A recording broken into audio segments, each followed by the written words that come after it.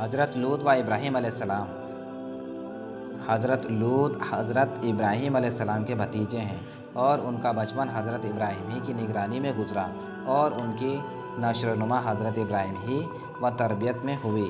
مصر سے واپسی حضرت لوط علیہ السلام اور ان کی بیوی حضرت ابراہیم کی ہجرت میں ہمیشہ ان کے ساتھ رہیں، اور جب حضرت ابراہیم مصر میں تھے تب اس وقت بھی ہم سفر تھے۔ مصر واپسی پر حضرت ابراہیم فلسطین میں آباد ہوئے اور حضرت لوط نے شرق اردن کے علاقے میں سکونت آخریت کی۔ اس علاقے میں دو مشہور بستیاں سدوم اور عمورہ تھیں۔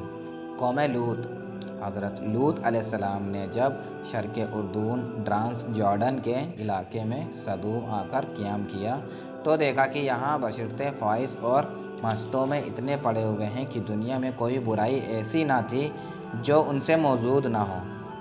دوسرے عیبوں پر فحش کاموں کے علاوہ یہ قوم ایک خبیث عمل کے مبتلا تھی، یعنی اپنی نفسانی خواہشوں کو پورا کرنے کے لیے وہ عورتوں کے بجائے امرد لڑکوں سے تعلقات رکھتے ہیں۔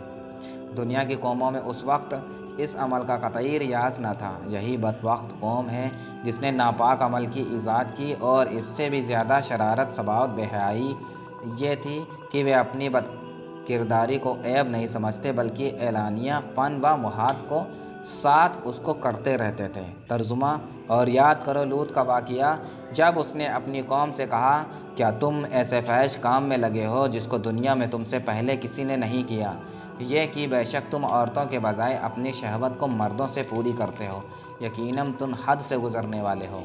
حضرت لوط اور تبلیغی حق۔ ان حالات میں حضرت لوط علیہ السلام نے ان کو ان کی بے حیائی اور خباثتوں پر ملامت کی اور شرافت اور طہارت کی زندگی کی عبرت دلائی، اور نرمی کے ساتھ جو ممکن طریقے ہو سکتے ہیں ان سے ان کو سمجھایا، اور پچھلی قوم کو بدعمالیوں کے نتیجے بتا کر عبرت دلائی، مگر ان پر بالکل اثر نہ ہوا بلکہ کہنے لگے۔ ترجمہ: لوط کی قوم کا جواب اس کے سوا کچھ نہ تھا کہ کہنے لگے، ان لوط اور اس کے خاندان کو اپنے شہر سے نکال دو، یہ بے شک بہت ہی پاک لوگ ہیں۔ آخر عذاب الہی کا وقت آ پہنچا۔ رات شروع ہوئی تو فرشتے کے اشارے پر حضرت لوط علیہ السلام اپنے خاندان سمیت دوسری اور سے نکل کر سدوم سے رخصت ہو گئے، اور بیوی نے ان کا ساتھ دینے سے انکار کر دیا اور راستے سے ہی لوٹ کر سدوم واپس آ گئیں۔ رات کا آخر آیا تو پہلے جو ایک ہولناک چیخ نے سدوم والوں کو تہ و بالا کر دیا، اور پھر آبادی کا تختہ اوپر اٹھا کر الٹ دیا گیا، اور اوپر سے پتھروں کی بارش نے ان کا نام و نشان تک مٹا دیا۔ اور وہی ہوا جو پچھلی قوم کی نافرمانی اور سرکشی کا انجام ہو چکا ہے۔